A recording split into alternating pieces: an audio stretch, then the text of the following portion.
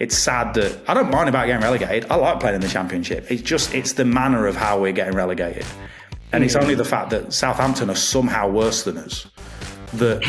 And even then, we're playing Southampton on May the 3rd, and I would be astonished if we beat Southampton. Oh, you have to. They need the lowest points record. Here's the thing. I might have to do a team talk. It's not like Gerrard's got a brilliant record, mate. Like, Sunderland would be a good job for him. Oh, Tony, don't have this. Yeah. Oh, is that my internet going down? Is it? So some kids like, wait, this actually could happen. I love when they go, this is the Moroccan Harry Winks, and you're like, what? Where's that come from? Just like, This is the Gibraltar players Alan to put together. What about the Gibraltar Alan Hutton? Is a wonder kid, is he? Gibraltar Alan Hutton. What am I going to do with him? Imagine. Hello everyone, welcome to another episode of the FM show. I'm your host Tony Jameson, joined as always by the one and only RDF Tactics aka Aaron Falloon. Mr. Maggio is with us as well, and today we've got ourselves a wonderful guest. Where do I begin with this introduction? We're going to go with former comedian, author, one of my best mates, WWE's international talent scout, the one and only Jim Smallman. Hello, mate. How are you? Are you well? Hello, mate. That was a good introduction. It made me sound really impressive. Mate, as opposed to a man in a hat in a house in Wales. Does former comedian sound like he's no longer funny, though? Just like he's lost his laugh. There's an argument to say I never was funny, to be honest. Also, as well, on a podcast with another former comedian. So let's just keep those opinions about comedy to ourselves right now, okay? I should also have said as well, former podcaster, because again, as we'll talk about throughout the show, Jim and I's path have crossed many, many times. We've known each other for many, many years. We've worked on a few things together as well. And yeah, it's great to get you on the show because obviously you're based now back in the UK. Yes. Yeah, I lived in America. I lived in Florida for 3.5 humid years. And now I'm back living in North Wales. Not from North Wales originally, I'm from Leicester. But yeah, back living in here, which is great because it feels like I'm connected to football again because it's very... It's very easy to watch every game in America. It's very easy to watch every Premier League game because it's on Peacock. It's very easy to watch pretty much every Bundesliga game, every Eredivisie game, every Portuguese league game, every Belgian league game. They're all on like ESPN Plus. It's just brilliant. You just watch mad football, and then you can watch like really mad, like college level men's soccer, as it's called there. And it like playing on like American football pitches, it's still got the lines on and stuff. It's wild. Like watch it, and it's decent quality, but it's wild when you're used to watching like British football with decent crowds to watching like these college games where the American football team will play in front of 90,000 people and the soccer team will play in front of 26 people and a dog. Yeah, I think there's something quite beautiful about that. Like obviously I'm as you'll know, I'm based in York now, so they share the football stadium with the rugby team, so it's weird enough seeing rugby markings on a football pitch, but American football markings on a football pitch, I mean that's another level, isn't it? But I mean, at least you know you don't ever have to you can't exaggerate how far out the box you were when you had a shot because there's clear evidence of how many yards you were outside. So, you know, you can't be like, I hit that from 40 yards. You didn't. You were just outside the box. Be realistic. You can't do that stuff. The whole sharing a rugby stadium thing we'll probably talk about that time a Leicester supporter later. But years ago when we moved into the King Power Stadium, because if you've ever been to Leicester, you'll know the rugby stadium is like dead close to the football stadium. But we don't like each other. It's fair to say. Like the best dynamic I could say is working class people from the city like football, middle class people from the city like rugby. That's the basic split. And when it was suggested that they'd play in our stadium, people were furious about it. Like we're not even though the Leicester Tigers are one of the best rugby teams in the world. Absolutely not. They're not playing in our stadium because we were like, no, it's ours. We've waited 100 years to play somewhere that's not a shed. Please don't make us share it with anyone else. Yeah, there you go. The loving embrace of sport, isn't it wonderful? Should say, Jim, before we get into the actual show, Aaron, you were missing last week, and we did miss you. We did miss you on the show. We have to talk very, very quickly about your new job. Don't we have to say congratulations to you? Thank you. Yeah, it's weird. Are you going to tell us what the job is, or are you just going to leave it there? Just like, oh, yeah, cheers for that, lads. Yeah, right. Moving swiftly on.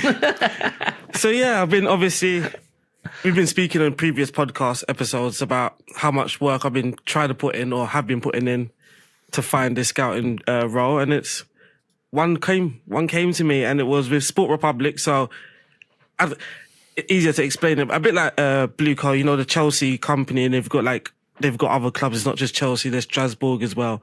So it's a bit like that with Sport Republic. So there's oh man, you're gonna have me pronouncing the team names. So there's Southampton, Valenciennes in France, and then got Zepe. I'm going to go with that in Turkey as well. So yeah, I'm hired by Sports Republic, and it's weird because it's like the very first thing I want to do is be like, I'm a Premier League scout. That's the first thing I want to do. I'm a Premier League scout. This week. Yeah. This week. Yeah, you picked a long week, didn't you? I got there just in time. But obviously working hard. We're going to be working hard to bring them back up, obviously. Not too hard. Oh yeah, I'm not Mason side anymore. I just remembered. Oh my days, we're gonna have podcast beef every Size week. a Portsmouth fan, Jim. Yeah. Just so you know. So. Oh yeah, you gotcha. would. Yeah. 2-foot challenges flying the next season. It's been 10 years since the last Derby game, so and even that was a cup game. Yeah, I'm looking forward to that. Interesting. Well, I tell you what, if we're going to say it's 10 years since the last Derby game, let's go further back than 10 years, Jim. Here's a link right here, innit? This is when you and I, our paths first crossed, right? Now, I was trying to rack my brains about this, because obviously, like I say, we've known each other for probably most of my comedy career, because I think you're a couple of years older than I am in terms of comedy. And in general, I'm a couple of years old. No, well, only just a couple of years, though. Only just. And I remember it was, forgive me if I'm wrong, I think it was a gig in Worksop. Yes. Gig in Worksop, which I'm gonna suggest is probably like the bottom of Sheffield, Derbyshire, Peak District area. There'll be people in the comments going, it's not there, it's Lincolnshire, Spalding or whatever, and I'm pretty sure it was Worksop, right? And it was a really, really odd gig. In terms of the shape of the venue was really bizarre. But we rocked up, and for some reason we had interacted with each other very much as if we'd known each other for about 40 years previously. Like the initial conversation was like just we'd known each other forever. And was it football stickers that was our original conversation? I think it might have been. I think it probably was, because I think I was probably collecting them again, because when you're a comedian, you go from normally having a real job to that point where when you met me, I was a full-time comic, and I realised that I could just mess around for a living for the rest of my life, which was I've managed to continue through comedy and through everything, through all the stuff I liked when I was a kid, comedy, wrestling, all that sort of stuff, which is great. So I'm certain we talked about football stickers, and like I was explaining this to my son the other day. Like my go-to is I will talk to someone about football immediately in the hope that it's got, because I'm socially awkward. I have I like music and I like films and I like video games, but they're not easy to bring up in a conversation. Yeah. Football is super easy to bring up in a conversation. Even if, someone's answer is I don't like football, I'm like, well, I'll try a different tactic. But football's where I go first. And I remember being like, hearing your accent and then going, but you don't support who I expect you to support. Because I was shocked. I was like, wait, what's happening here? This doesn't make any sense. Need to address this for some of our listeners who might be newer listeners going, well, what's he on about? Like he talks about Sunderland a lot. Yeah, I used to be an Aston Villa fan, right? Oh, yeah. And what happened, and this is going to be a shock to some of you as well. When everyone says you can't change your football team, you can. Nothing happens. Honestly, life just continues. That was crazy. So we had a growing up in school, we had a guy that was like, he was a Man United fan. And then one day he was like, just Tottenham. Like he grew up in Tottenham, so it made sense at the time. But we was quite old at this time. We was like 15, 14. So everyone was like, you can't do that. I swear, within like a week, you just completely forget. And it's just like, yeah, he's a Tottenham fan. You just start arguing with him about Tottenham. Like, you just completely forget. There's actually no issue. I'm guessing social media, that they like nowadays, they won't let you live that down. I think yours, Tony, is slightly more acceptable because it's not like you're a glory hunter, is it? Let's be honest. It's like... That's another thing. You went from Manchester United to Tottenham. It's just like, it didn't even make sense. It didn't even make sense. You're not allowed to trade up. You're allowed to trade down. That's reasonable. You can't trade up. Well, I explain this to my son all the time because my son's a Leicester supporter like me, because otherwise I wouldn't speak to him. And he has said, because we live near Wrexham, he's like, well, Wrexham are my second team. And I'm like, I would prefer it if there was not a chance of Leicester playing Wrexham next season, but there's a massive chance of it. And I was like, as long as if Leicester play Wrexham, Leicester are your first team, Wrexham are your second team, that's fine. But yeah, I think the fact that Wrexham are doing so well and have become a much bigger part of the community in North Wales, I think probably helps. A lot of his friends at school support him. But yeah, I remember finding out that you were a Sunderland supporter after years of like, whenever Villa played Leicester, it was the Smallman Jameson derby. That's how it was referred to in our chats on WhatsApp. And and it was tense. It was tense. Like, it was tense. My dad would get involved in it. Just Daddy Smallman was involved as well. It was horrible. But I remember I read it on Facebook because I was like, what's happening? Why is he doing this? But again, you went down and you are from Sunderland, so it's fine. But yeah, that was a wild day because when you live in America and all your friends are back home, most of your friends are back home. My friends in America, but like it is. Sometimes you just keep up with stuff, especially because we haven't seen each other in person that much in the last few years. So like, just keeping up with stuff through Facebook or Instagram or whatever. And I'm just scrolling through one day. And I'm like, wait, what's happening here? It was. I guess it's the equivalent. It's the equivalent of sort of like going through and just going, oh, I didn't realise they got divorced. Like, just like, it was one of those things. Yes. He's a Sunderland fan now, is he? I don't know what happened there, but something's happened, and he's now a Sunderland fan. So I don't know. I've not spoken to him for years, right? But I don't know. He was originally a Sunderland fan, so maybe something's happened. I don't know. Is this? I mean, did this happen just because? I mean, obviously there is an emotional connection between you and Sunderland with you being from where you're from. But is it also because Sunderland will play Liverpool less and that means less grief in your own household?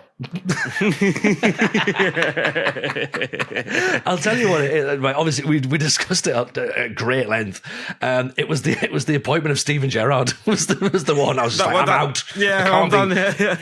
There's no way I can sing Steven Gerrard's Claret Blue Army. I'm gone. Right, just like close the door, like leave it open. I don't care. Right, and then I've now had to watch Villa be a Champions League club. That's the best bit. They're good now. Yeah. They've got Unai Emery. The pressure's off them now. The pressure's off.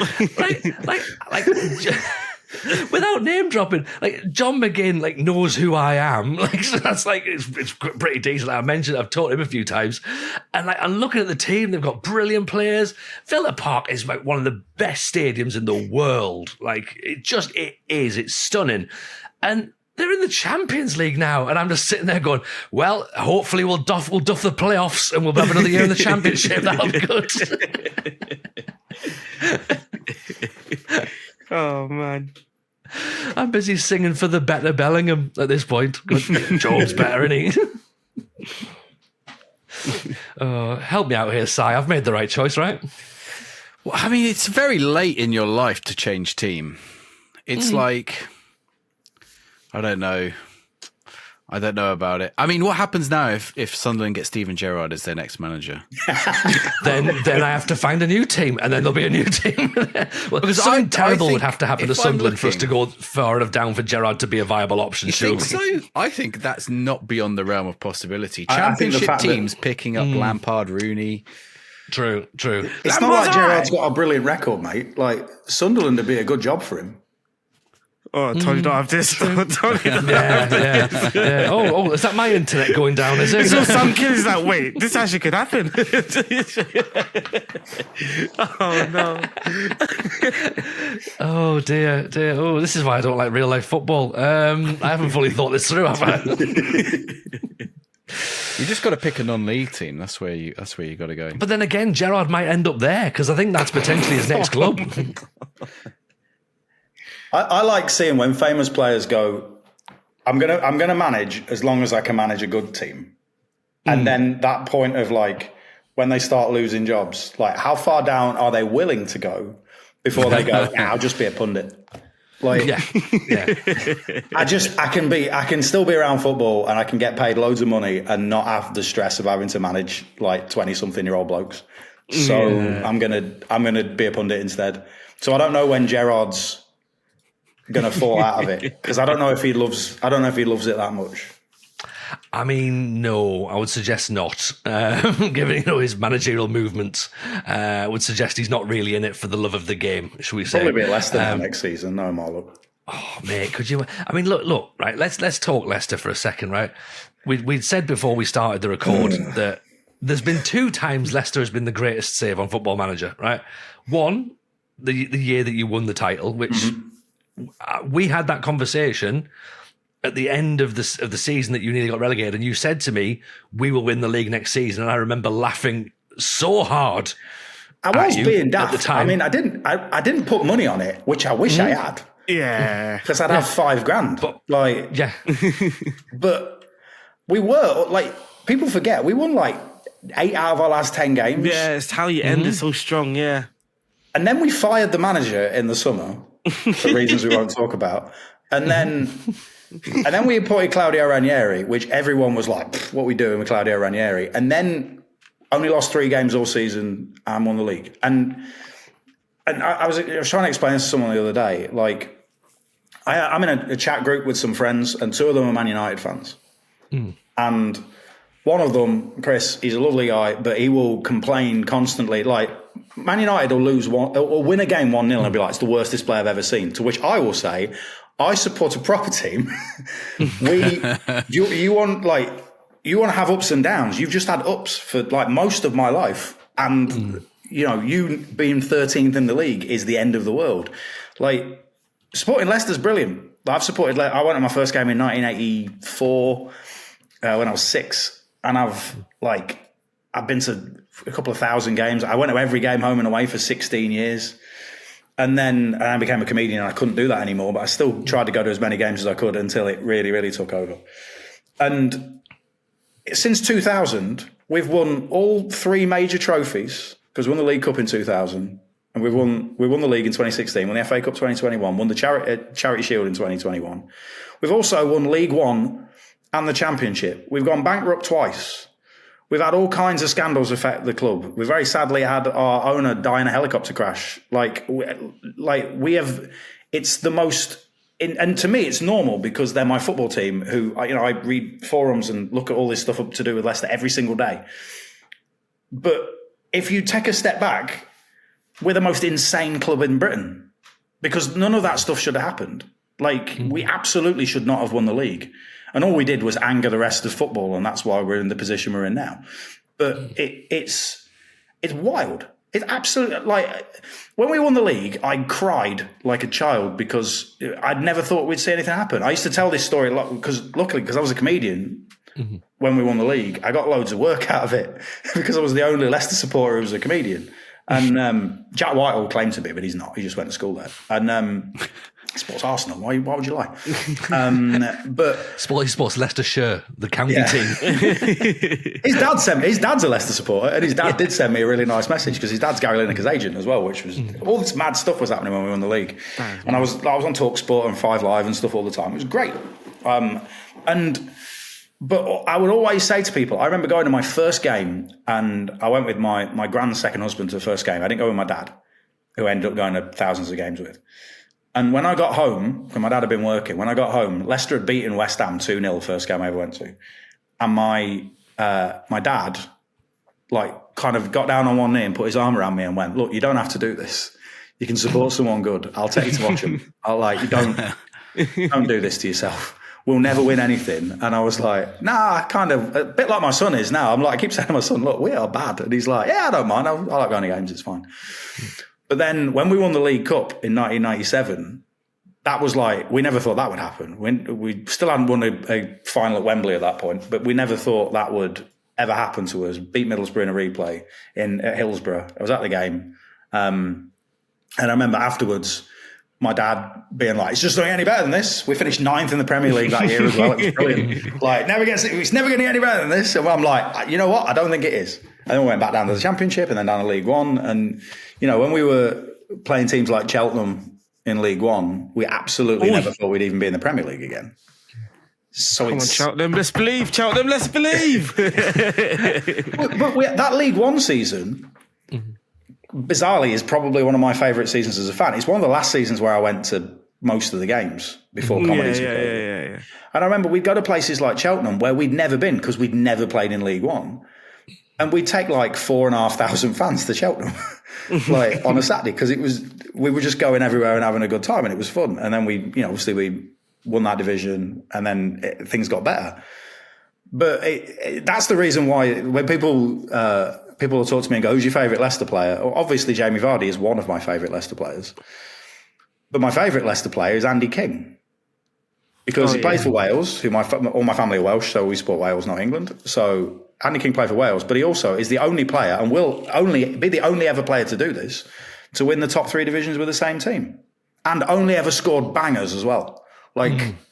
He was unbelievably good. He was like what Yuri Tielemans was like in Belgium. I remember watching video of Tielemans playing for Anderlecht and the goals he scored when we signed him and thinking, I hope he scores some goals like that. And then he did in the FA Cup title. But like Andy King, and he's on our coaching staff now. And I wish so much that we could afford to sack Ruud van Nistelrooy so Andy King could manage us for a few games. But unfortunately, we can't afford to fire him. So he's going to be managing us until the end of the season. And we might score again in November. It's not looking good, is it? It's was it no goals in 8 at home or something? Is it? We've lost our last 8 home games without scoring, which no team has ever done in top flight of football, which is pretty bad. And I would say I feel bad saying this because I still love the team and I dearly love several of the players in the team, especially Jamie Vardy and our goalkeeper, Mads Hermansen, who's fantastic. But it is the worst Leicester team I've ever seen. Just in terms of there's no hope when you watch them. Yeah. I will watch them every week because I want to, but I watch them and go, we are absolutely getting beaten today. There is no hope. Even when we have been relegated in the past or not been a great team in the past, there's been some fight to us. There's been something that has made you think that we will actually, maybe nick a goal or something like that. Even under Steve Cooper at the start of the season, first 5-6 games of the season, we were the top goal scorers after Man City. Because we weren't winning, but we were scoring 2 or 3 goals a game and losing. I'd rather see that than by half time, pretty much every week, the game is over for us. And nothing changes. And it's especially sad because it's probably Vardy's last season. And I would love Vardy's last season to not be this horrible because he's one of the primary reasons that I have got to live my dream as a football supporter by him being just one of the greatest players easily the greatest player who's ever played for Leicester, just in terms of everything that he's done for us. So it's sad that I don't mind about getting relegated. I like playing in the Championship. It's the manner of how we're getting relegated. And it's only the fact that Southampton are somehow worse than us. And even then, we're playing Southampton on May the 3rd, and I would be astonished if we beat Southampton. Oh, you have to. They need the lowest points record. Here's the thing. I might have to do a team talk. I don't want them to get the lowest points total because Derby have the lowest points total, and I want them to keep it forever. So, sorry. Come on, boys. It is weird you say that because I'm similar. I support Arsenal, so it's like obviously our thing's not like that dramatic. But so when I grew up, it was like Arsenal and United, and Arsenal were always up there. And we had all these great players, and then we just went through this period, and we were just like 4th, like for some reason, which is new 4th, and then the transfer window will come, and you've got this glimmer of hope, and then as it ends, the window ends, and you've got I mean, like, not to be disrespectful, but we've got like Squillaci and stuff, and you're like, same again, you've got the whole 38 games I've played, you're like, this is no hope for this season. But those are the days where I used to travel as well. So I used to go to the away games. You go to like Middlesbrough and Stoke, on the way there, it's going to be a long day, boys. It's going to be a long day. But you're just singing on the coach. You get there, you're just singing from minute one. You've lost the game 3-1. You're singing on the way back. But nowadays, when you're speaking to Arsenal fans, it's like, they expect so much. And they're like, I'm happy we finished second. I'm happy to see my boys good again. Like, I'm happy about this. And the people are like, nah, if he doesn't win the title, he's got to be gone. He's got to be gone. And I'm thinking, what? Like, was he actually supporting Arsenal back then? Was he just a football fan? It's a bit confusing when you speak to some people, because it's like, do you not enjoy football that much that you could just enjoy Arsenal being good? Does it have to end in a trophy? Surely a trophy will come if the boys are good enough, but it's just like, just enjoy football first. And I think that is missing a lot. It's interesting as well, because with Leicester, like, I've supported them since the 80s. My dad supported them since the 60s. And I have loads of friends who've supported them roughly the same amount of time as me. But then we have a whole new wave of people. And I'm not saying they're all necessarily from outside of Leicester or anything like that. People who grew up in Leicester who would have, in the 80s and 90s, would have chosen a team like Man United or Liverpool instead of Leicester, are now choosing Leicester because we had that period of success. And the problem is there's this weird kind of argument among our supporters at the minute, because, we should be annoyed. Our club is not necessarily being run great at the minute, and we're in a big slump, and it's worrying what's going to happen to us next season. And we've obviously got financial problems because of letting players have big contracts on long terms and all that sort of stuff. But on the flip side of that, we have been terrible for most of my life. So it's like, when I see people who get really, really annoyed that we're not like, I get being annoyed that we're second from bottom and we haven't won forever. I think the last time we scored was against QPR in the FA Cup. Like, and we scored 6 that day. It was great. I was there. It was brilliant. So I get people being annoyed that we're second bottom, because I'm annoyed that we're second bottom. But we have a whole group of fans that, if we were 12th, they would be furious that we're not pushing to Europe. And it's like, no, we've completed football. Like, we did. I feel in 2016, like, my son was born like 2 days before the next season started, in like August 2016. I had him sat on my lap as we got beaten by Hull. And I remember looking at him, he didn't understand, he's a tiny baby. And I remember looking at him going, back to normal. Because it is. That's what we like. And that's part of the charm of, I can't imagine supporting a big team. Like, even if I'm lucky that I'm from a city like Leicester, but I can't imagine supporting a big team, because like you were saying then, like, the difference between like 4th and finishing second feels vast to you. But we have like top of the Premier League and League One. It's such a variance. And I was about to say it's crazy. With Si, like, obviously you've been through the same thing as well. Obviously, like, you know, Portsmouth had a period of relative success with Harry Redknapp, a couple of FA Cups, and then again, you know, talking there about, you know, bad owners and League One football, and it's like League Two football, nearly non-league football. We nearly beat Oldham to the Premier League to non-league. We nearly did it in a space of 4 years. A drop straight down, successive points deductions. You know, the fit and proper persons test, which is interesting. Who was it this week? Is it Sheffield Wednesday this week? Sheffield Wednesday this week, isn't it? Or is it Reading? Old Chancery. Or is it both? Reading was a couple of weeks ago, and that's all gone quiet, because they were meant to be gone in like 21 days. Someone's owner failed the test, which surprised me, because I didn't know it was possible to fail the test. Do you know what? I'm going to bring it to Football Manager, because I nearly had something this week, and I was like, I don't think I've seen this for a long time. I had a Tycoon takeover teased, and I was like, Tycoon's the top one, isn't it? Mm-hmm. Like, it's what used to be called Sugar Daddy. Because it's Sugar Daddy, then it's Tycoon, isn't it? Yeah. No, Sugar Daddy's gone, because that's not a term you can use. Is it not? To call it. Well, it's being cancelled. Right, so cut the bit about the Germans, cut the bit about the Sugar Daddies. I think they're called Tycoons now, and I don't think I've ever had one, not for a long time. Like, and it was the first year into the save as well. I'm just doing Portsmouth, got them promoted in a Tycoon takeover, and I was like, surely not like this early. And I did check to make sure it wasn't April Fool's Day when it happened. So yeah, I don't know. Have you had a Tycoon? Like, would you like a Tycoon takeover in your Football Manager save, or you don't want one? No, I wouldn't. I'd feel as though there was something wrong. Like, I feel, to be fair, I feel bad enough that I've gone from I was managing a HIFK in Finland in the second division, and we didn't get promoted, and now I'm at Farul Constanta, which is Georgi Hadji's club in Romania, and we went 20 games without even drawing. I won 20 in a row. I felt that was me cheating. And I was going, I was praying for us losing, because I was like, we need to lose again. I can't go unbeaten. Someone's gone wrong somewhere on the line. There's a cheat code club and I shouldn't be here. I felt like a fraud. And then lost a match and I was like, phew, thank God for that.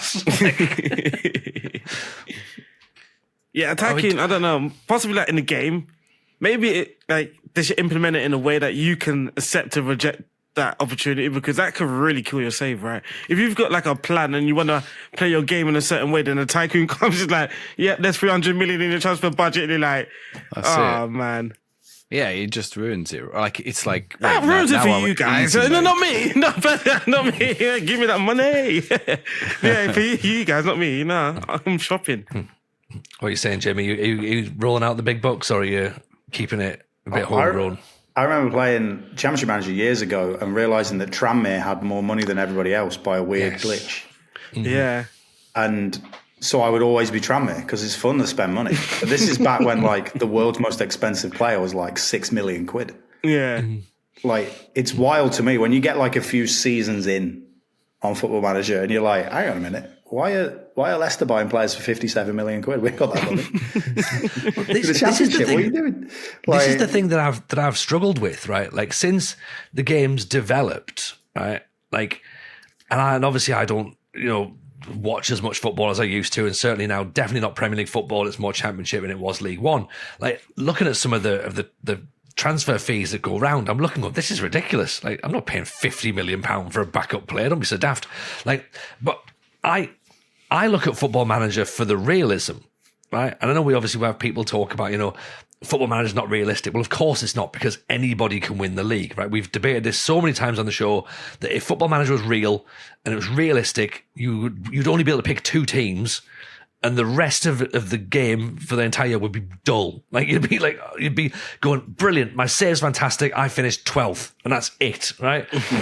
But I love that. I love the sadness. I love the grind. I want it to be I want that feeling of, we scrapped and we didn't get relegated. That's where I am. I don't want to be sitting going, oh, look at these 85 wonder kids that I've all got sat on the bench. I want 3 38-year-olds who are 6'7". That's what I want. And they're starting every single week. I can't. Yeah, for me, I can't. For me, for that to be interesting, I think I would have to set myself a challenge. So I would join a team while they're in that situation. Then it'll be can I get out of it? And then from there, push the save forward, and hopefully a Tycoon comes along and wins the Premier League. That's it. But yeah, I couldn't do that grind for multiple years, and it's just, I've tried it. I've generally tried it so many times, and what tends to get me is that I'll be and then you're rising. So I think I did I can't remember, tier 10. I get to tier 6, tier 5, but you start looking around the save and you start seeing these new Brazilian wonder kids and this Romanian wonder kid, and you're like, I need to be there. But I've got so many seasons left to get there, and I think that's what just kills the save for me.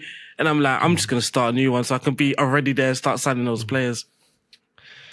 Because for me, the fun is buying those players. I think that's why I get my enjoyment of the game, is finding players and then buying those wonder kids. I think that's why I get most of my enjoyment. I just like to pretend I'm Barry Fry. Just, how many strikers have I bought this week? 19. Do we need 19 strikers? No, I'm playing 4-3-3 with 1 striker. I don't need 19 strikers. I just want to buy 19. Strikers are fun to buy. Strikers and attacking midfielders are fun to buy. A defensive midfielder is not fun to buy. So when did Chelsea think it was fun to buy 7-9 goalkeepers?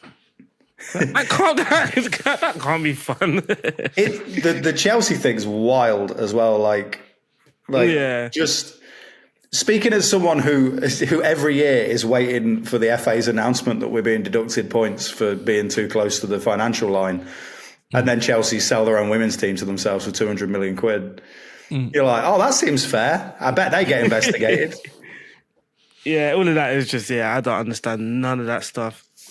I remember when Pompey were wound up, it was like a 40 million tax debt or something.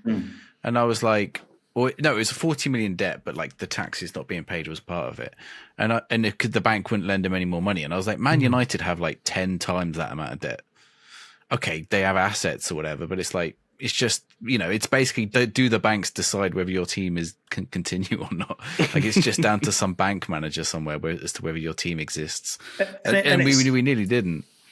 And it's teams like Everton and us recently we've spent money on our training ground, and our wage bill's too high, but we also were like pushing for the Champions League every year, and then we got relegated. So, but that was when they tried to do us for like, well, your wage bill's too high. Well, we were in the Premier League last season, and then they tried to charge us while we were in the Championship, and then they couldn't.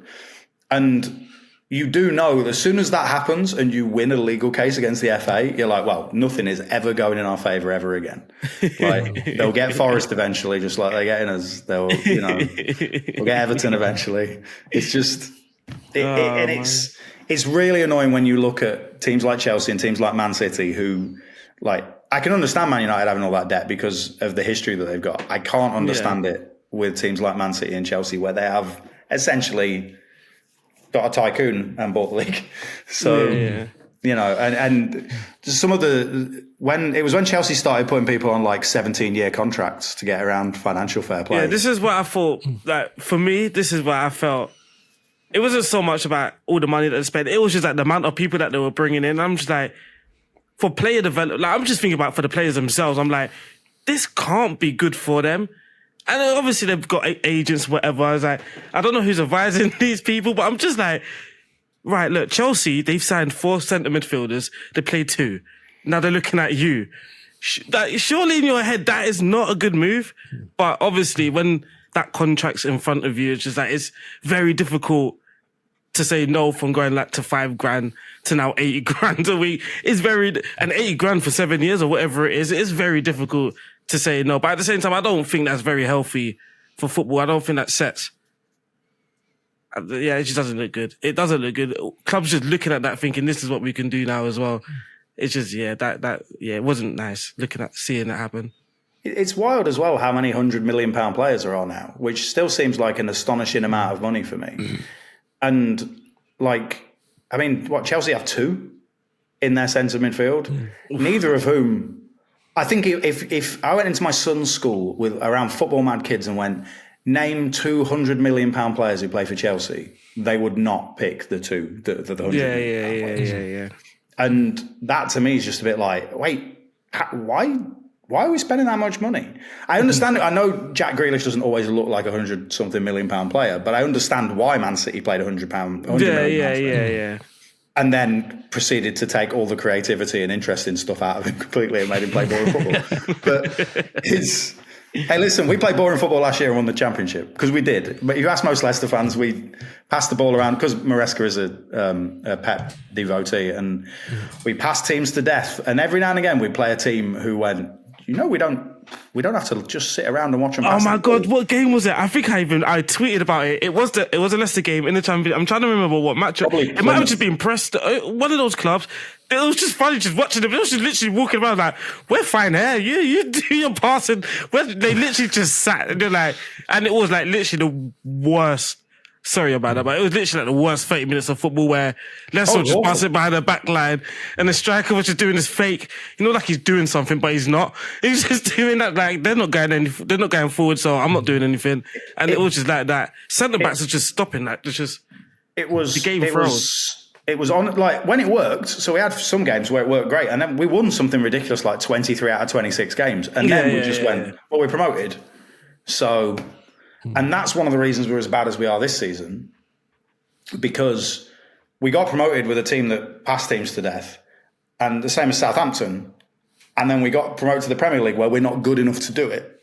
Yeah. And now we're like, oh, have we got a plan B? No, we don't have a plan B.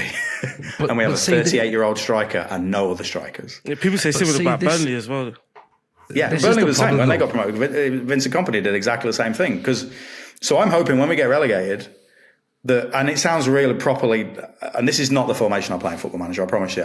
But part of me wants us to just play 4-4-2. We won the league with 4-4-2. I just want us to play with proper wingers and like run at people. We have like Abdul Fattawu, when he's fit next season, is one of the best wingers. He's so good. Yeah. But I want to see him running at people. I don't want to see him like passing the ball backwards all the time. I just, coming all romantic, but I'd like to see football be remotely exciting. Yeah. And you know what? And I'm all for that, right? Because I've just, like, obviously we're a little bit late recording tonight because eldest Jameson plays football on Thursday, right? And he's starting to get to the point now. We've joked on before about how he wasn't very good when he started. He's now actually, today, he was brilliant, right? He genuinely had a great game today. He can dribble. He scored a goal. I was like, okay, he looks like he knows what he's doing, right? Brilliant. Great work from the lad. There's another lad there, though, who clearly has kicked a ball since he was born, and his dad's there, right? And his dad was telling the kid when to press, when to drop back, what space to fill. And I was like, he's 6. Yeah. And then he also, at one point, right, he told him to go for the corners and just kill time. I'm like, he's 6. What's the point? Like, you might as well learn skills at that age, right? Isn't that the big thing about English football? Like, they don't let them learn skills. They just force them to learn tactics in the game, and you can learn that later. That doesn't matter at that age. But also, people are too tactically aware now. Like the last time I watched Leicester play, I was sat and there was people around me discussing tactics. Oh, no. Which people don't like. I get it on this podcast. It's fine to talk about tactics. When your job is to be a scout for Southampton and various other teams, talking about tactics is fine. But and you'll probably have this. You'll go to games and hear people talking about tactics. And they don't know what they're talking about. It's stuff they've heard. They heard Robbie Savage on 5 Live. Genuinely. But the worst thing is now, so my son, coverage. So my son now, obviously, he should join the football team as well. So his first game was like last week. It's literally the first thing he opened his mouth and said is, "Oh, my daddy works in football, blah, blah, blah." And then, straight away, because it's like loads of men as well, they want to, I don't know, they want to prove their knowledge. Sort of thing. Oh, God, yeah. Yeah, so it's just like all of this nonsense, that you lot have no idea what's going on in football. I think, did you see last night who was doing it? Prince William was at the Aston Villa game. Oh my God. Tony, you could have been hanging out with Prince William at the Aston Villa match if you were still a Villa. You chose Sunderland, Tony. Yeah. You know what? That's fine. Me and Brian Ferry from Roxy Music will do it. So, talking about kids playing football, this is the influence I have. Bearing in mind the story I've just told you about what football I want to see. I remember I've started teaching my son to play EAFC, FIFA, whatever you call it. It is EAFC now, but the thing we know is FIFA. I say FIFA. I have started teaching him because he's dead good at video games. And I'd like him to become a professional video gamer. Like, I just want, and he's taught me to play Fortnite, and I've got pretty good at it. And I've been teaching him to play FIFA, mainly because I have a friend over in America who's a former wrestler called Drake Maverick, who's one of my best friends. Me and him would play FIFA every year, first to 100 wins in his big cinema room. And I've won 3 years in a row, and then I moved home. And I was winning when I moved home. So, all I want to do is I want to get my 8-year-old son to beat my 42-year-old friend at FIFA. That's it. So I was teaching him to play FIFA, and I fouled him early on in the game, and he went, "You can't foul me." I went, "I'm just letting you know I'm there, mate. That's it." Fast forward, he's playing football at school. Oh no, yeah. He's playing football at school. 1 minute, and he plays my son's dead tall, so he's he's good at football, but he's really tall. He's the tallest, he's the youngest in his class, but tallest in his class, and he's probably going to be about 6'5", 6'6" when he's a grown up. So he plays in defence, and he takes it seriously. He likes not letting people score, but he played football at school and went straight through, 1 minute into a game, straight through another kid, and I'm like, "What are you doing that for?" And he was like, "Dad, I'm just letting him know I'm there." And I'm like, "Yeah," but also don't. Yeah. It's the same as my son about using elbows and stuff in corners. So we was watching it. So he asked why did they do that? And I just obviously trying to explain to him, thinking of nothing of it. And then literally training session, they're doing a corner, and he's just got his elbow over there. He's just doing this. And I'm like, no, not to your own teammates. You can't do it. Not to your own team. But there is lots of things they just take on so much. This is where we've got to be careful. And this is why with me, with my son, I didn't with football, I didn't put him into it. the reason why he's so much into it, he sees me working a lot onto it as well. But even when I go and watch him, the only thing I ask of him is just dribble with the football. I'm literally shouting at every kid that they pick up the ball. I'm like, dribble, move with it. Because in the match, they get like, I don't know, they just get fright. And then they just step on the ball and they look to pass it. Like in training, none of you lot are passing it. Now it's just non-stop passing, just run with the ball. But yeah, I'm always like conscious of like shouting out instructions, just let them play football. The only thing like I think you should be doing is just instilling that confidence in them that they can do things.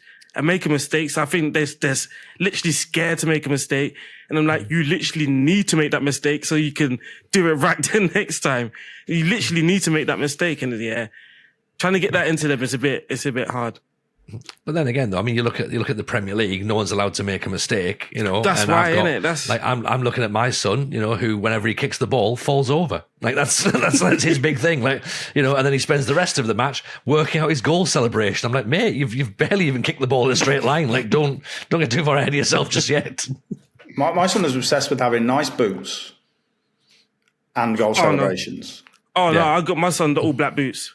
I told him your first thing's all black. The Adidas, they're very nice, but it's all black. Didn't Sunderland do that? Sunderland did that with their youth team and forced all their players to only wear black boots. Yeah, that's what I think I got it from the Alex Ferguson story. That's the reason why. Yeah, but they do that with wrestling in Japan. If you're a wrestler in Japan, when you're a young boy, so you're like a trainee wrestler, you are told you have to only wear black trunks, black boots.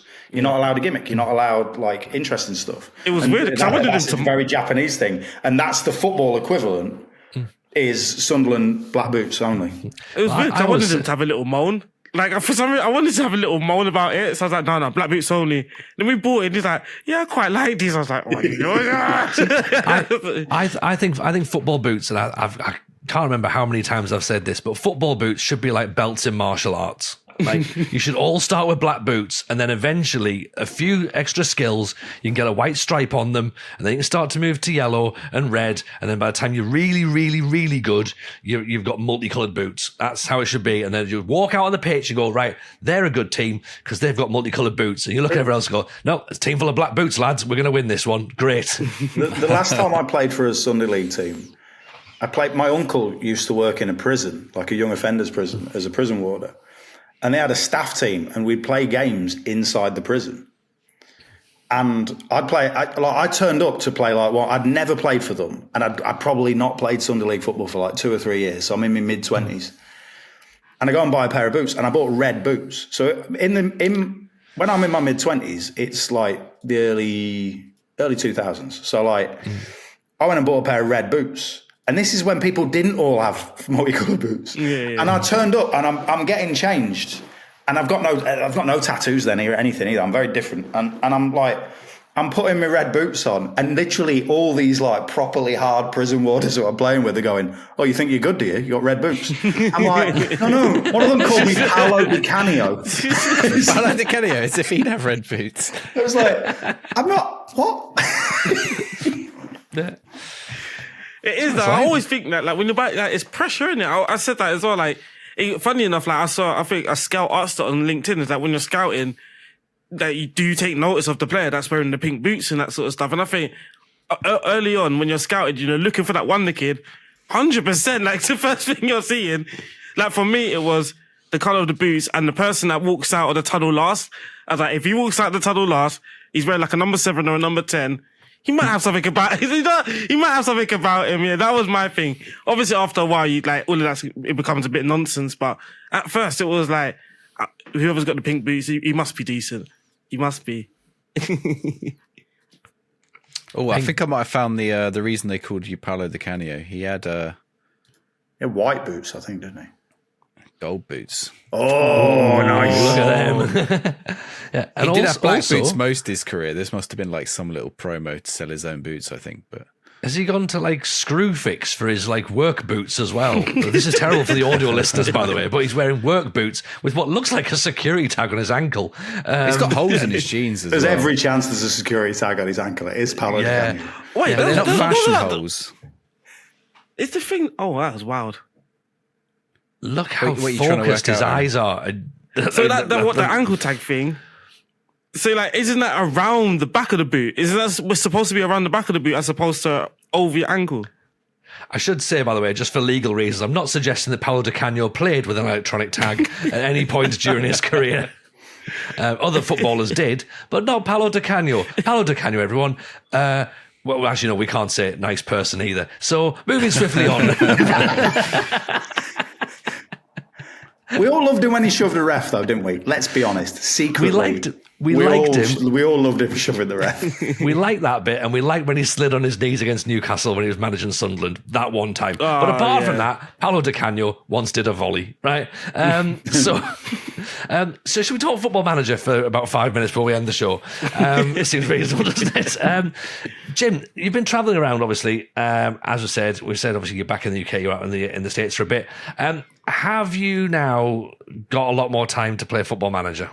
I still haven't got tons of time because I'm a full-time dad as well, so that takes up a lot of my time. But I have, in the last month, I bought a new MacBook and I reinstalled Football Manager, which for the first time in a long time. And I play it, so I'll play Football Manager Touch on my iPad when I'm traveling, but it kills the iPad really quickly, and it's not as fun. It's not as fun as the full one. So I've started playing the full one again. Like every now and again, I'll play it for like an hour or so when the boys are asleep or he's at school or whatever. And I've forgotten how much I love it. I really do. And because while I lived in America, I don't think I played it once, like in 3.5 years, which might be the longest period I've ever gone without playing it. I became addicted to playing Ultimate Team on the AFC instead. Which is costly. It is. Like you go, I'm not going to spend money on it this year, and then you do, and then all of a sudden, the bank are asking for your thumbs. So, but yeah, so I've started playing it again. I started playing it as Oldham. I don't know why. I won't ever use Leicester. I'll take the Leicester job if I get offered it. But I won't ever start with Leicester. I want to work my way up to it because Leicester should appoint a good manager and not me. So I want to make sure I've earned that job and earned that recognition. So I started with Oldham. I got 3 seasons in with Oldham, and I got them mid-table in League 2. And then I got offered the MK Dons job, which I took great delight in telling them to go away, which is quite beautiful. I've done stand-up at MK Dons Stadium. And both times I wore a St. Pauli shirt, which I feel is the right thing to do when you're at the most evil football team stadium in the league, is to go super left wing punk rock with it and wear St. Pauli stuff. So, which I felt, that was me sticking it to the man, but very subtly because I still wanted to get paid because I got children to feed. So yeah, I got offered the MK Johns job because I was doing pretty good with Oldham, and I said no. And then I got offered the Rotherham job in League One, who were mid-table, and I took it. And that's where I am now, like 4 seasons in. I don't know why I took the Rotherham job. Rotherham's stadium is very boring. Their old stadium backed onto a scrapyard. That was much more interesting because I love stadiums. And they're all right. I feel like I wish I'd taken a job overseas. I wish I'd gone. I wanted to go to like Bundesliga 2 or something, but I wasn't quite at that. I had a couple of job interviews at like Firth and teams like that, but I didn't get them. And Rotherham was as high as I could go. I want to have a save where I take every job that I'm offered, as long as it's not MK Dons, and just see where I end up. Because I did that years ago in like, I want to say in like 2017 or something. I did that, and I was playing it constantly. I was playing it on every train I was on, every plane I was on, everything all the time. And I think I got about 30 years in, and I took some brilliant jobs in that time.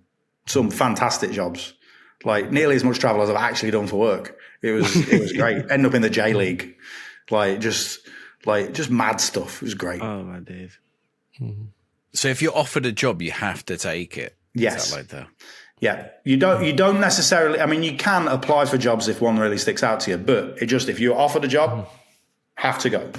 If you're offered an interview, you have to do the interview, and you have to do it to the best of your ability. You can't like tank an interview, just because you want to try and get out of the job. You've got to do it to the best of your ability, and then you get offered some mad jobs. When I was doing that principle, I managed to become a Leicester manager.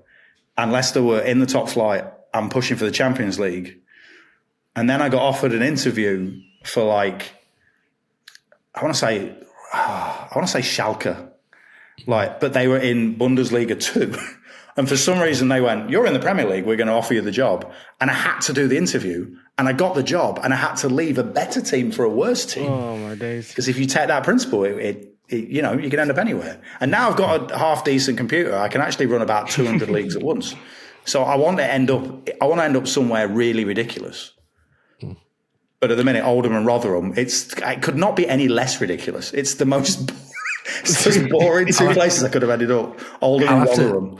I'll have to send you the mega pack that I've been using, which is like incredible. Like it's just got loads of African nations, loads of Asian nations. Like you know, you'll be in Botswana within a few seasons and be like Malawi in Division 2. Thank you very much. Don't mind about doing some of the pictures is mad. Yeah.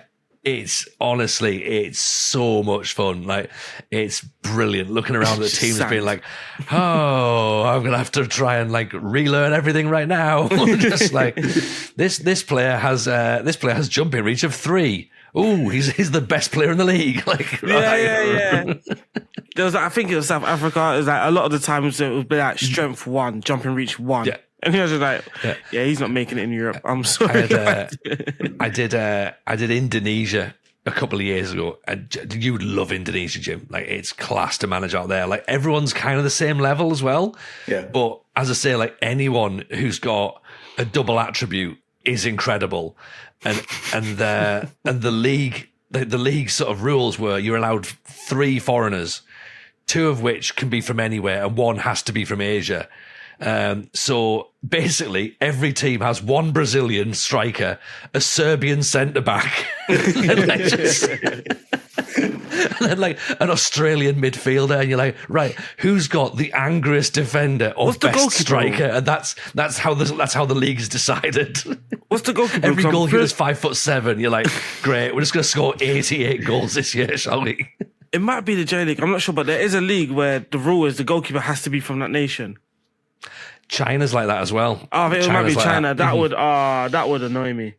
Well, China changed all their rules, didn't they? Like about 2 months after everyone moved over there to go and play for all that big money. Then they went, actually, no. Sorry, lads. I know you were hoping to earn this money for a long time, Hulk, but you're not getting it. Si, you've just been. What was your recent video? You were doing African football as well, right? I did a video on Botswanan football. Botswana. But it wasn't the Football Manager. I haven't tried it in Football Manager. I was just looking at how chaotic Botswanan football is. It's pretty fun. They got a TikTok, and just mad stuff seems to happen every week. Mad goals, mad like players trying stupid tricks. I saw it, right? You know, Anthony, the Man United player, does his little spinner. Yeah. Right, there was a Botswanan player who did one of them, and then ran across the pitch. And then realised they hadn't gone anywhere, stopped and passed the ball backwards. It was like, what are you doing? Like, it was like the most anticlimactic thing in the world. He just like dribbled all the way across the pitch in the wrong direction. Yeah, and I would love to see one of those games. Is that the league where the players do like, some of them would do just do a dance move as their skill move? Yeah, I mean they'll just stop the players start doing these stuff with their knees. I saw one start doing come. One of them started high stepping like his legs like this, like as a walk, like with the ball just rolling forwards, like as trying to like, you know, kind of like a Ronaldo step over, but instead you're doing the Ministry of Silly Walks, like you're out of Monty Python. You know, a cat came on the pitch. It was all kinds of weird stuff. Yeah, and then there was like. It's just weird, and the team names are all fantastic as well. There's a Police 11, a Prison 11. Botswana Meat Commission is no more, unfortunately, but there are great tag team name. Oh my god, it's a good tag team name. Great tag team name. Security Systems. I mean, Security Systems could be a tag team name, isn't it? It's a bit like the New Shield. So yeah, I take it the Prison 11 aren't allowed to play away games. Just they only play at home. Just like I think every Prison single 11's home like advantage again. Is it? Something. But I think most of the teams are tied to like some business or industry, and they're looking at reducing the number of teams in the Premier League. There's one team that are like serial sore losers. So they lost a match and like got relegated. We're getting relegated at the end of the season. So they decided to raise a complaint about the team doing something like right at the start of the season. They've had all season to complain about this thing. They said, oh, they shouldn't have signed that player. They signed him after the deadline. Like, but they only raised this complaint after they lost the match and were like bottom of the table. I'm looking like they were going to get relegated. Not at the start of the season when it was an issue. And they've done this like 5 or 6 times about different things. They're just serial sore losers, you know, just complain about something that happened 10 months ago. I actually thought Serial Sore Losers was the name of the team at one point as well. There probably is a team. That's a brilliant name, to be honest. There's some good ones. And like, you can't even, I was trying to research it. You can't even find out, like, no one even knows who half the teams who were there the first time the league played were. Because I think the records are probably in the Botswana and FA, like locked up somewhere. But, you know, beyond that, it's like, it's really hard to research it. But they've got a really fun TikTok. The commentary is fun as well. The commentators are like really like, you know, like Mexican commentators really get into it. Or the African, like if you watched the under 17, maybe not so much this year, but the last year, oh my days, the comment, because it was like proper FIFA as well. So I'm watching it, I'm like, but I'm hearing them, I'm like, this can't be from FIFA. There's like a player every time we got the ball, the guy was like, sugar, sugar, sugar, sugar, sugar, sugar, sugar. The players have nicknames, but the nicknames are so weird. I was trying to remember the other nickname. So when I was scouting, I started putting it in the scout reports as well, just to add, I don't know why I was doing this, just to add personality. So like, I'll put his name and then just in comments like, sugar, sugar, sugar, sugar. Sounds like he's trying to feed a donkey, like just off camera or something. Smooth operator. Is it every time a player got the smooth operator, every time, just every second, I'm like, what is going on? There was one watch it though. It's the commentator saying, I don't remember what it was, but it was something like dishcloth. Why does the commentator keep saying dishcloth? And it's like, yeah, that's the player's nickname. We all call him dishcloth here. It's like why? Oh, we had that when we spoke to Joe Cran. Jim, you know Joe, don't you? Joe, we've known him for years, and we spoke to him about South African football. And it was yourself, wasn't it? Yeah. Spoke about South African football, and it was I'm going to butcher the name, Leabang Mokoena. It was like one of the sort of the old school champ man legends, like South African player. You got him in, he was incredible, and he was nicknamed the Cheese Boy.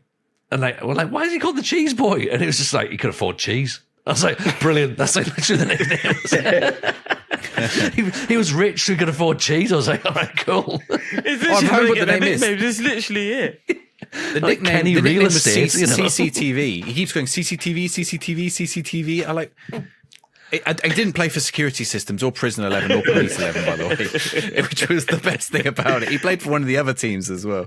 I think he played for Township Rollers, but yeah, CCTV.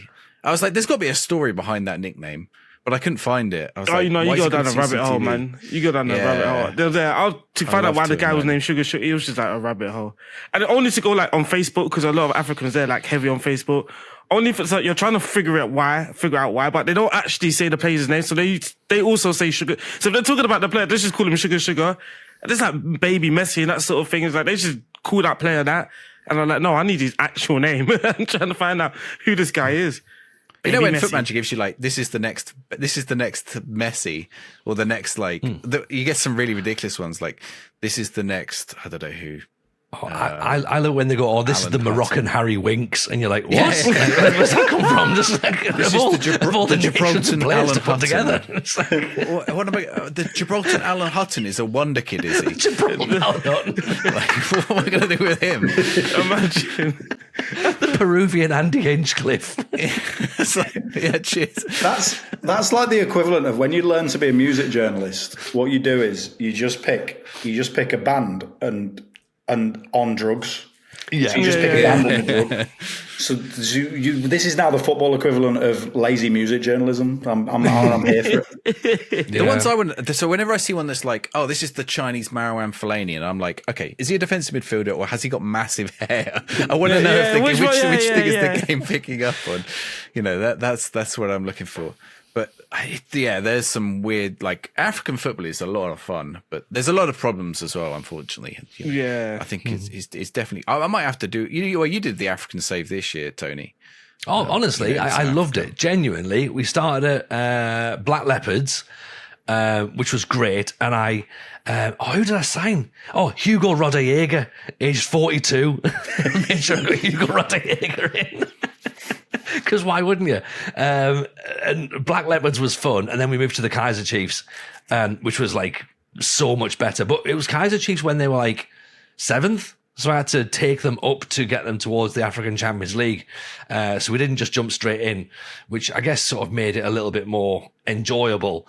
But yeah, no, it was great. The South African football is really, really good. And I hope in the future the FM get more African leagues licensed, because obviously on the vanilla database it is just South Africa and that's it. It's going to be different. And It's going to be, you know what I mean? You got nothing else to do. Whereas like you want to go and manage in like, Cameroon or Nigeria or Cote d'Ivoire and like Ghana. I want to take Botswana, the Cape Ghana. Coast Dwarfs. Yeah, some of these leagues generally difficult. Like, so like, I remember like scouting a lot of them, and it's like trying to find out who even the top goal scorer is. Like, you can't just go to a journalist and ask for the top 10 because there's no data. Like, they don't have any of that. So it's like I can't believe I'm gonna have to do this. Literally go back to all the games and just literally keep skipping it just to count how many times this one player scored, and just to do things like that. So that's why I think like getting the license. Now I understand, like with the licenses in Africa, it's probably a bit difficult.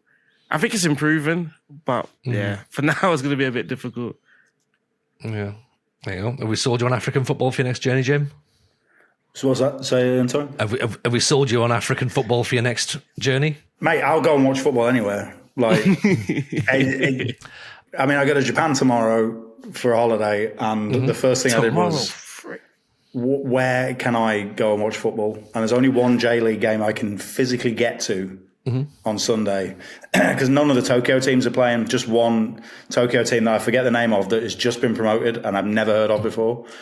So I'm going to watch that. But there's no J-League 2 or 3 games that are in Tokyo either. And I was like, wait, there's a J-League 3? Sick. Oh. Like, and there's a J-League 4 apparently. So I'm like... J-League 3, when Football Manager announced they had the licenses, we had a guy called Work the Space on, who's a creator in FM. He explained to us J3, which is like, I think he said it was like, did he say it was like 150 teams or something? Yeah, mental, Like, it's like school teams and stuff, all play together.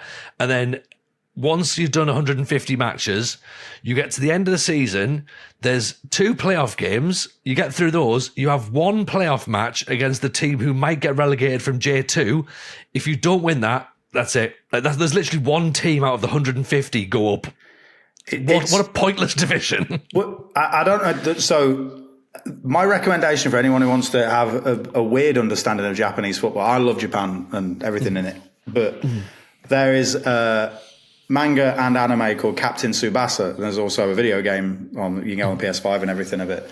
But that's nuts. Like, that's got its whole, like, that's run for years and years and years. And like, the footballers have got these whole career, just like Football Manager, they've got this whole career from like high school football to playing for Japan in the World Cup through like volumes and volumes and volumes and volumes of manga.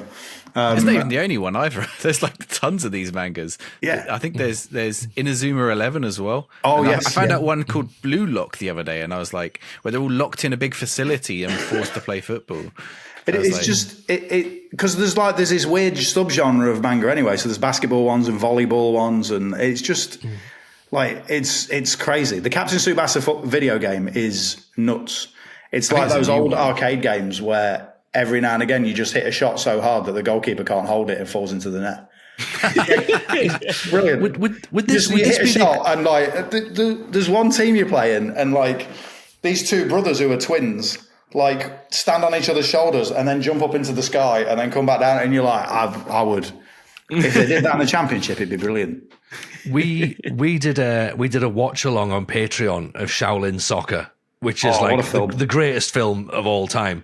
But this sounds to me like the equivalent. Imagine like if you're in Japan looking for like a new game and you got the video game version of Jossie's Giants. Like, it's not quite the same, is it? Like, I mean, you're talking Leicester. Leicester's pretty much dream team. It's like Harchester United essentially, isn't it? Like, trying to put that into sort of something else would be fantastic. I mean, you say there as well about going and just watching football all over the place. This will sort of be something that we'll start to wrap up with. we mentioned when we're doing comedy, like one of the things that we did was sort of whenever we're gigging, we would try and find like sort of whatever football was going on and just go and watch it. And then you took it a bit more seriously than everybody else and started documenting it on a blog as the Football Neutral. Yes.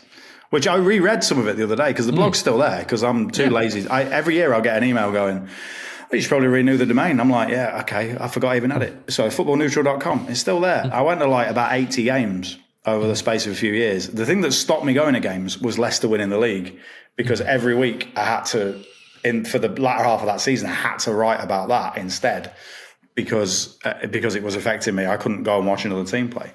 But yeah, I went to loads of cool places. I do like one overseas game a year. So I went to Ajax and Dortmund. And when I went to Dortmund, I wrote my blog about it, and then they published it in their program, translated into German the next week, which was great.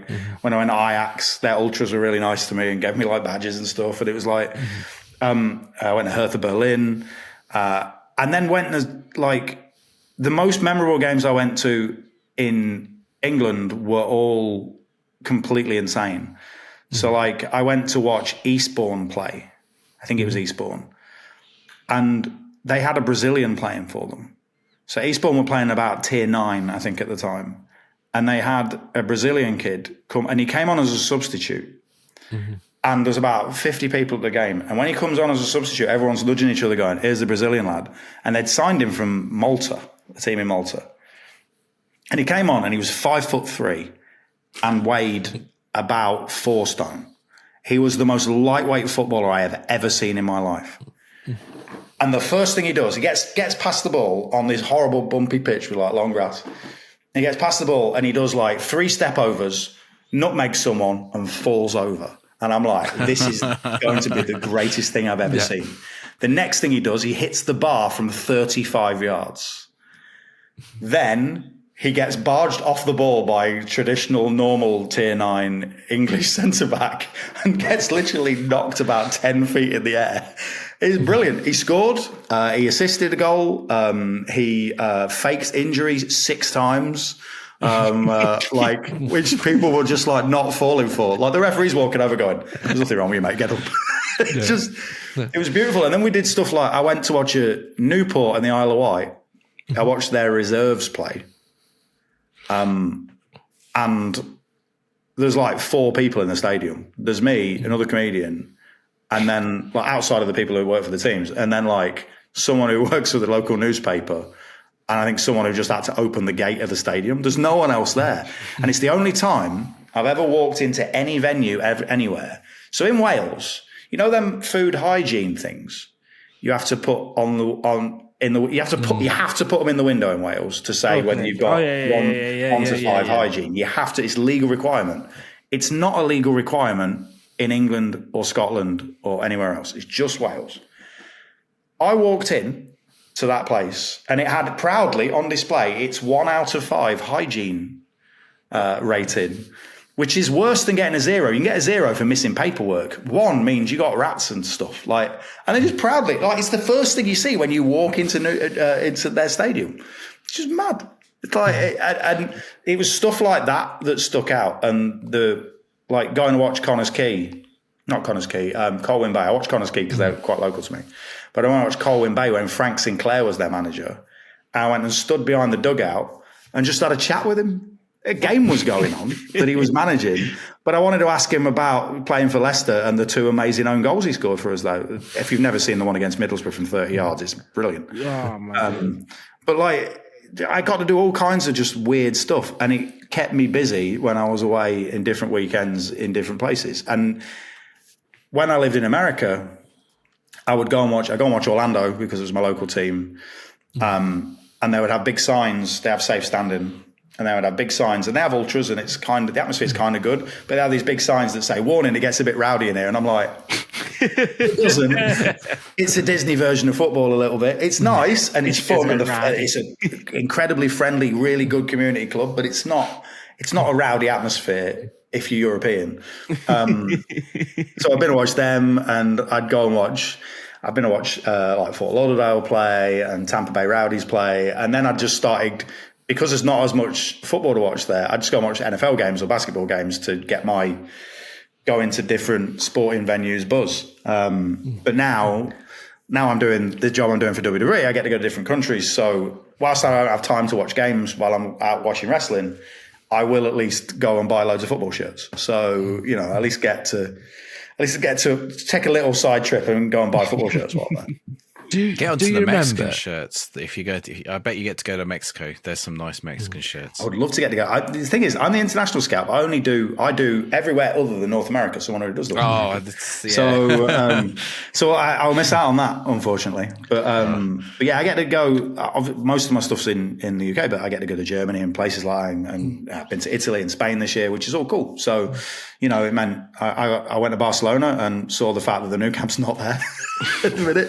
It's just flattened, and I bought a shirt for me and my son. But do you remember when we went to see Sheffield FC? Sheffield FC, we did indeed go to see the oldest English football team went to see Sheffield FC, and what was beautiful about that match was so I was going to find his shirt now because I know he's got a Sheffield FC shirt. He wore it the other day.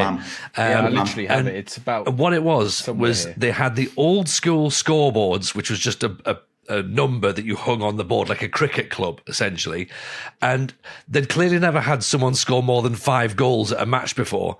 They didn't have a 6 for the scoreboard. So when the other team scored 6 goals, they had the 5, and then someone just stood next to it with their finger up. It was a +1 to make it 6. It was wild. Wow.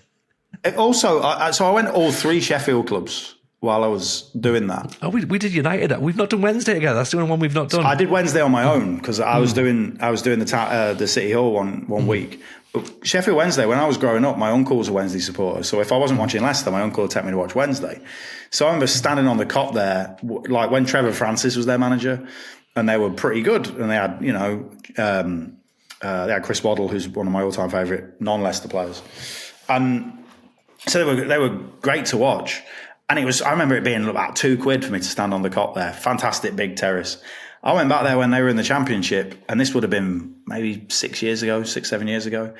And my ticket was like £38. It was more expensive than it was for me to watch Leicester at the time, which just felt like a wildly insane amount of money to watch Sheffield Wednesday play in, I want to say, League One. They weren't even in the Championship. Whereas Sheffield, I went to Sheffield United the same season against Leyton Orient, I think, and that was pretty cheap. That's the match we went to. I was the one. Leyton Orient United, because we were both doing City Hall that weekend, weren't we? Because Leyton Orient were involved in several of my favourite games that I went to as a neutral. I just accidentally, they were just really good to watch. I think I went to 3 or 4 Orient games. One at Layer Road, but then not Layer Road. It's not Layer Road, is it, Orient? I don't know. It's Bob Mills on. He'll be able to tell us. Layer Road was Colchester, I think, years ago. Anyway, but I went to Orient's ground. That was great fun. And then they just accidentally happened to be in loads of games that I watched. And were always pretty entertaining and played very exciting attacking football. And their fans were dead nice as well, really. Like, that's the thing. There's very few grounds I went to where I don't like... Now I'm having to sit in the home fans because I'd make it that I had to support that team that day. And I'd always enjoy myself because I've gone, well, I'm going to support this team. So that's what's important to me while I'm here. So pretty much, I think there was only ever maybe 2 places I went to where afterwards I went, nah, I didn't enjoy that. Like Luton was one. And this is like prior to Luton obviously being as decent as they've been for the last few seasons. I don't know, it was just a weird atmosphere that I didn't enjoy.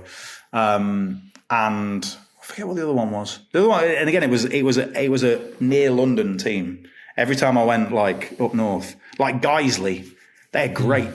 Their fans are brilliant. Like honestly, I got to a Guiseley game 5 minutes late because I got stuck in traffic, and I went to pay when I went through, and the guy was like putting his money box away. He went.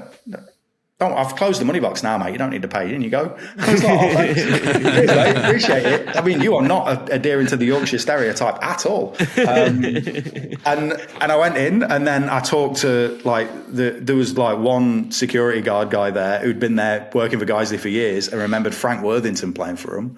Wow. So I ended up talking to him about Frank Worthington for ages. It was great. Like, I got to meet so many cool people and have so many cool experiences that I would love to do it again if it wasn't for the fact that most weekends I'm watching professional wrestling or I'm hanging out with my son. So, I can't do it so much now.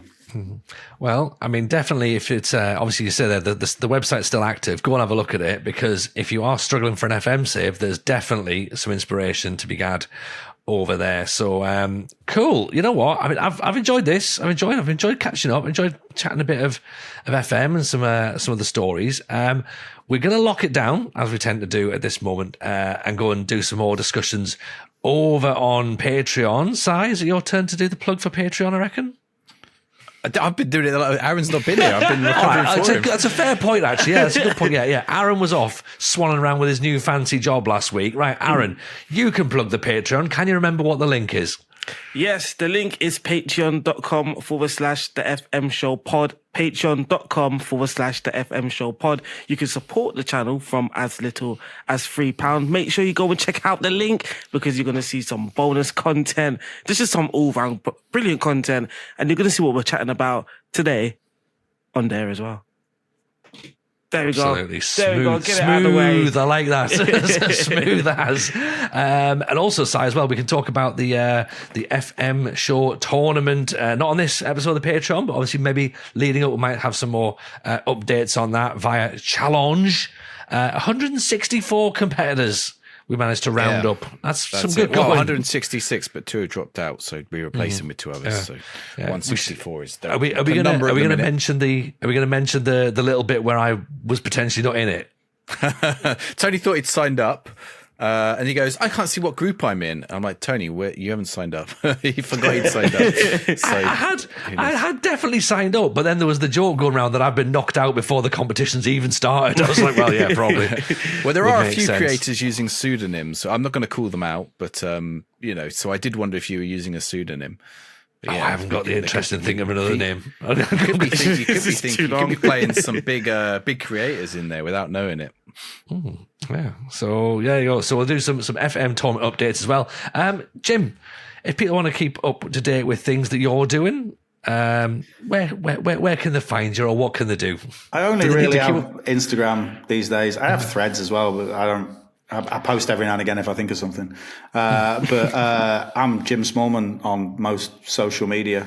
I don't really use it much now. I have no need to now. I don't do comedy or anything like that. I just go and watch wrestling. But yeah, I'm on those. I'm on Instagram mainly. That's my main social media. So Jim Smallman on there.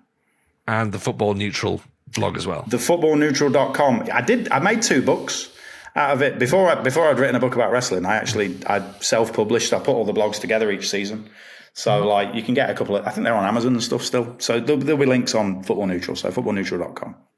There you go. Go and get those locked down. So, you know what? Yeah, this has been fun and really enjoyed chatting to you. Hope it's been fun. Hope you all had a nice time. As we say, we're going to lock off and go Patreon, talk some bollocks over there. But yeah, if we don't see you on Patreon, we'll see you all next week. So take care of yourselves, everyone. And we'll speak to you all very soon. All the best. Bye now.